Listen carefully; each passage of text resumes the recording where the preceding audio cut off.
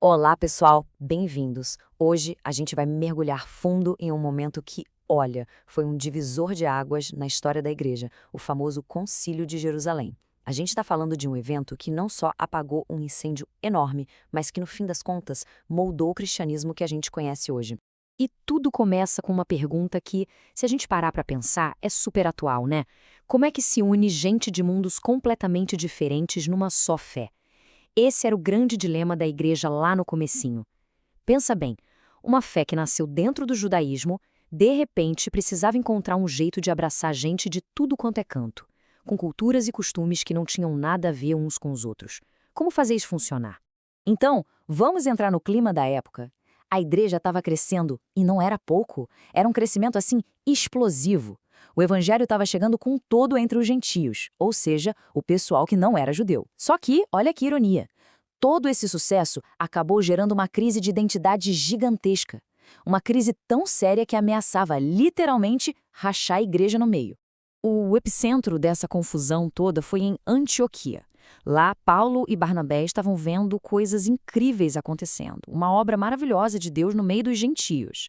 Tudo parecia ir bem, até que chegaram uns crentes lá da Judéia, da igreja mãe, digamos assim, e eles trouxeram uma mensagem que caiu como uma bomba, gerando uma confusão e um conflito enormes. Basicamente, eles diziam: olha, essa salvação que o Paulo está pregando aí só pela fé em Cristo não é suficiente, não. E aí que a gente chega no coração do problema, na grande polêmica. Aparece um grupo que a história chamou de judaizantes. E a ideia deles era bem clara.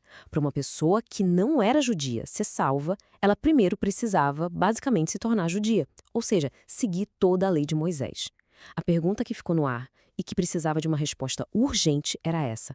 Afinal, a salvação é um presente que a gente recebe pela graça ou é algo que a gente conquista por meio das obras da lei? A declaração deles era essa aí, sem rodeios, preto no branco. Para esse grupo, a fé em Jesus era só o primeiro passo, sabe? O começo da jornada. Para eles, a salvação de verdade, a santidade completa, exigia que a pessoa se submetesse a todo o sistema da lei judaica e o ponto de partida para tudo isso era a circuncisão. E é fundamental a gente entender quem eram essas pessoas. Muitos deles vinham do grupo dos fariseus, eram pessoas que se converteram, mas que na cabeça delas, de forma bem sincera até, elas achavam que estavam protegendo a pureza da fé. Para eles era simplesmente impossível imaginar um cristianismo desconectado das suas raízes, das tradições judaicas. Não entrava na cabeça deles. Então, para a gente visualizar bem o tamanho da briga, dá uma olhada nessa comparação. De um lado, você tem o argumento dos judaizantes, uma salvação que depende de obras, de circuncisão, de seguir as regras. Para eles, o evangelho sozinho era incompleto. Do outro lado, o argumento dos apóstolos. A salvação é um presente, um dom recebido pela fé e a justificação vem através de Jesus. Eram dois caminhos que não se cruzavam, totalmente opostos. Bom, com esse impasse gigantesco, a igreja de Antioquia tomou uma decisão. Mandou Paulo e Barnabé para Jerusalém para resolver essa parada de vez com os apóstolos e os líderes de lá. O que vai acontecer a seguir não é uma briga política, não é uma disputa de poder. É uma reunião histórica, onde o que vai pesar mesmo é o testemunho do que Deus estava fazendo e o que a palavra dizia. E a discussão, olha, foi super organizada, conduzida com muita sabedoria. A gente pode dividir em 3 momentos-chave.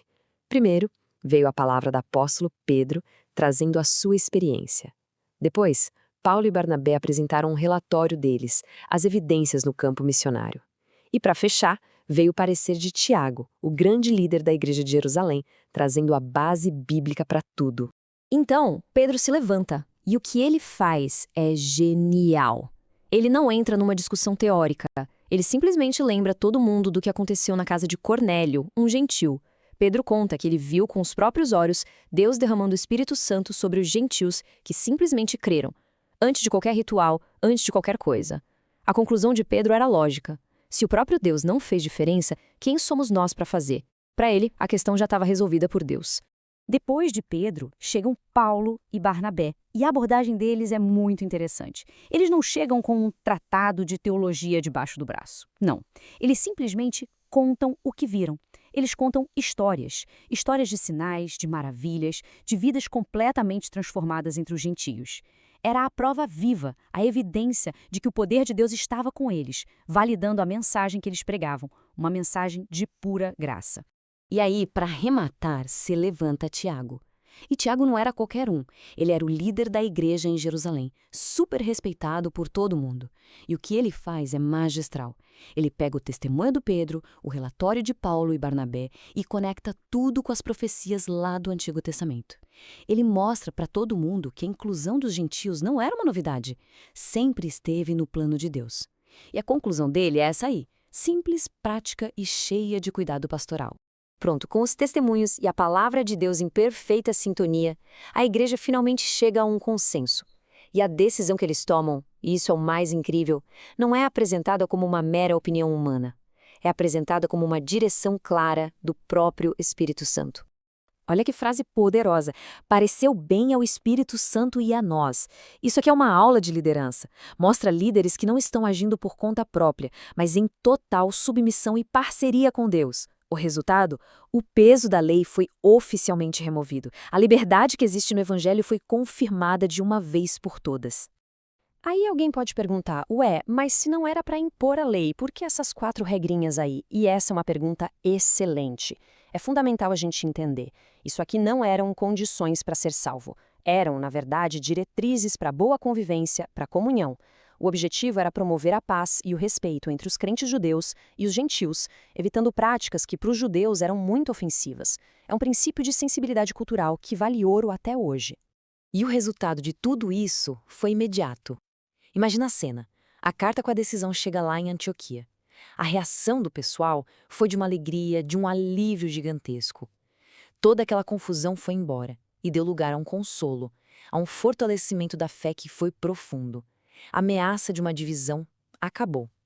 A unidade da igreja estava salva. Caminhando para o nosso encerramento, então.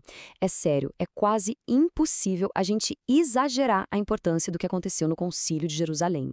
Aquilo ali não foi só resolver uma questão teológica, foi a afirmação definitiva com todas as letras de que o Evangelho de Cristo passa por cima de qualquer cultura, de qualquer raça, de qualquer nacionalidade.